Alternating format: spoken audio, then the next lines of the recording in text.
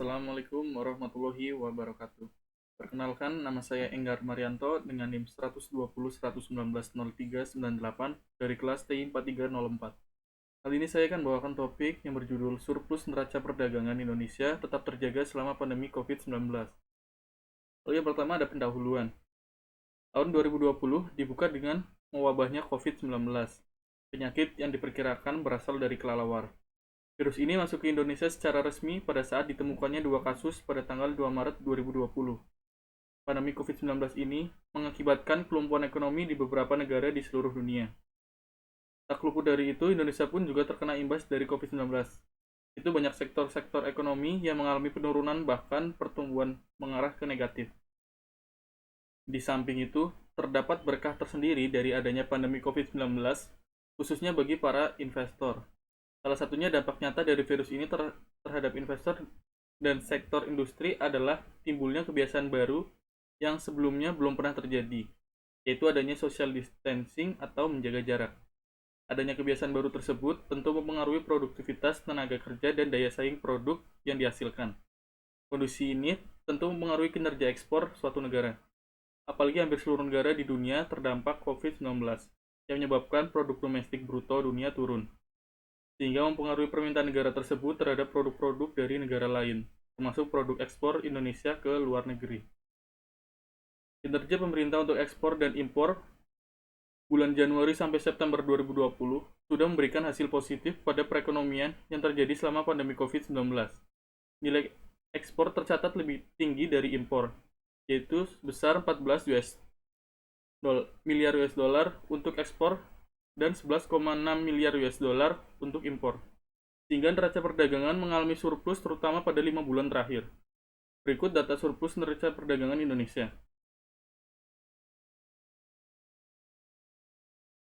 Selama tahun 2020, neraca perdagangan Indonesia mengalami kondisi surplus kecuali bulan Januari dan April 2020. Baik kondisi surplus ataupun defisit, neraca perdagangan Indonesia selama pandemi COVID-19 jauh lebih baik dibandingkan periode yang sama tahun 2019. Bisa dilihat di gambar 1. Lalu kedua ada permasalahan berupa masukan atau gagasan kritik secara deskriptif sesuai permasalahan yang ada di bagian pertama. Surplus neraca perdagangan pada tahun ini bukanlah hal yang membanggakan. Itu dikarenakan nilai impor yang menurun tajam. Hal ini sendiri bisa terus berlanjut sampai akhir 2020. Tapi surplus ini relatif tidak baik untuk pertumbuhan ekonomi karena secara year on year ditopang penurunan nilai impor yang tajam. Sebenarnya secara year on year nilai ekspor dan impor pada periode Maret sampai September 2020 mengalami penurunan. Hal ini disebabkan oleh pandemi COVID-19 itu sendiri yang telah melanda Indonesia sejak bulan Maret 2020. Akibat pandemi COVID-19 ini, banyak perusahaan menerapkan work from home dan work from office. Kondisi pandemi COVID-19 ini mempengaruhi terhadap turunnya output yang dihasilkan, baik produk untuk kepentingan ekspor atau juga dari konsumsi domestik.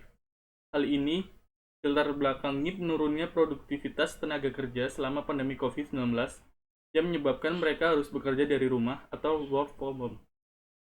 Penurunan kapasitas produksi akan menurunkan produk-produk yang akan diekspor. Selain itu, penurunan jumlah ekspor juga dikarenakan turunnya permintaan dunia. Dalam hal ini, negara-negara yang menjadi mitra dagang Indonesia. Selain dari sektor ekspor, impor pun juga kena imbas dari pandemi COVID-19. Sektor impor mengalami penurunan pada periode Maret sampai September 2020 secara year on year. Hal ini karena konsekuensi dari implementasi sistem kerja antara WFH dan WFO, atau work from home dan work from office.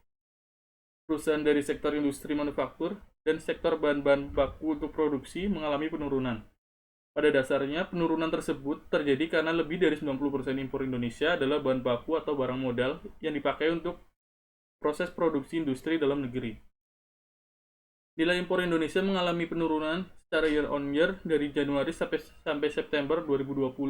Namun pada September 2020 nilainya mencapai 11,57 miliar US dollar, naik 7,71% dari Agustus 2020. Penurunan impor barang konsumsi dapat menunjukkan keberhasilan program peningkatan konsumsi barang produksi dalam negeri di tengah penurunan permintaan domestik akibat pandemi. Sementara impor bahan baku dan barang modal mulai meningkat. Bagi Indonesia, impor juga penting sebagai pertanda industri bergerak, terutama impor bahan baku, meskipun masih butuh waktu menuju recovery. Lalu yang ketiga ada kesimpulan.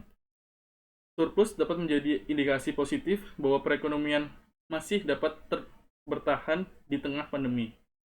Data surplus berturut-turut, terutama 5 bulan terakhir, membantu memperbaiki transaksi berjalan sekaligus mendukung stabilitas nilai tukar rupiah saat ini dan di masa mendatang. Pada tahun 2021 mendatang diprediksi tingkat ketidakpastian ekonomi global masih sangat tinggi sehingga pemerintah masih belum tahu apakah pertumbuhan ekonomi tahun 2021 realistis atau tidak karena banyak variabel yang mempengaruhinya. Selain itu, pemerintah sebaiknya tetap menyiapkan berbagai stimulus untuk menunjang ekspor termasuk produk ekspor UMKM.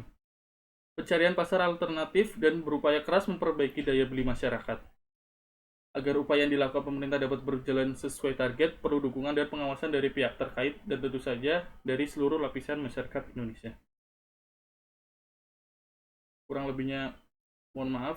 Sekian penjelasan pada topik ke week 12 ini dari mata kuliah pengantar ilmu ekonomi. Terima kasih. Wassalamualaikum warahmatullahi wabarakatuh.